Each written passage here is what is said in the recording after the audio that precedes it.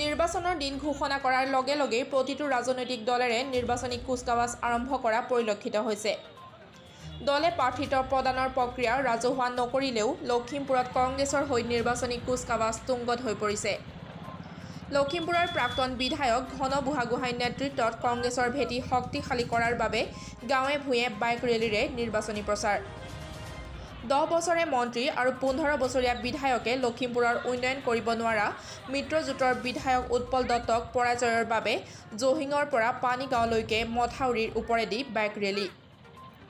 এইবাৰ কংগ্ৰেছৰ বিধায়ক জয়ী হোৱাৰ পূৰ্ণ আশ্বাস কংগ্ৰেছ নেতা ঘন বুঢ়াগোহাঁই।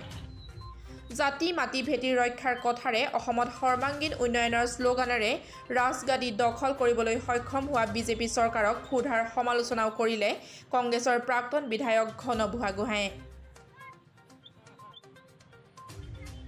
লখিমপুৰ বিধানসভা সমষ্টিৰ আজি জহিং বাগান আৰু চাবুটি গাঁও পঞ্চায়ত আৰু উজ্জ্বলপুৰ গাঁও পঞ্চায়তৰ মধ্যস্থান আমপৰাত আমি আজি এটা কাৰ্যসূচী আমি লৈছোঁ।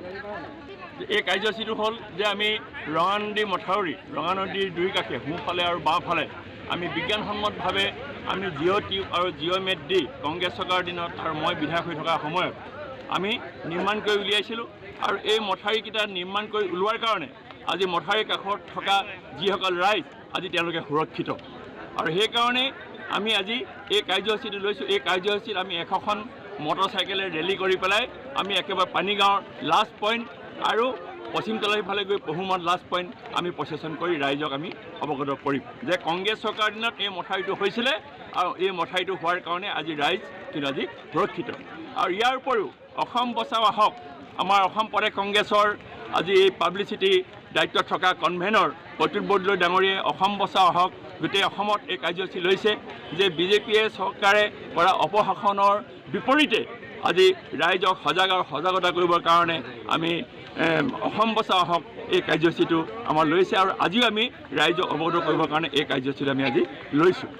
ঠিক তেনেধৰণে আজি মূল্য বৃদ্ধিৰ বিপৰীতে বা তেওঁলোকে বিভিন্ন ধৰণৰ প্ৰতিশ্ৰুতি যে ৰক্ষা কৰিব পৰা নাই, নিবনুৱাই কওক, বিদেশী খেদাৰ ক্ষেত্ৰতে কওক, বিগ ডেমৰ ক্ষেত্ৰতে কওক বা বিভিন্ন দিশত তেওঁলোকৰ প্ৰতিশ্ৰুতি ৰক্ষা কৰিব পৰা নাই। তেওঁলোকে পৰিৱৰ্তন আনিম বুলি ৰাইজক প্ৰতিশ্ৰুতি দিছিলে, কিন্তু আজি কোনো ধৰণৰ প্ৰতিশ্ৰুতি তেওঁলোকে আজি ৰাখিব পৰা নাই। গতিকে তাৰ বিপৰীতে প্ৰতিবাদ জনাই বিজেপি চৰকাৰখনৰ বিপৰীতে আজি আমি এই প্ৰচেছনটো ৰাইজক অৱগত কৰিবৰ কাৰণে আমি হাতত লৈছোঁ। লখিমপুৰৰ পৰা ৰাহান আহমেদৰ ৰিপৰ্ট, দৈনিক টাইম।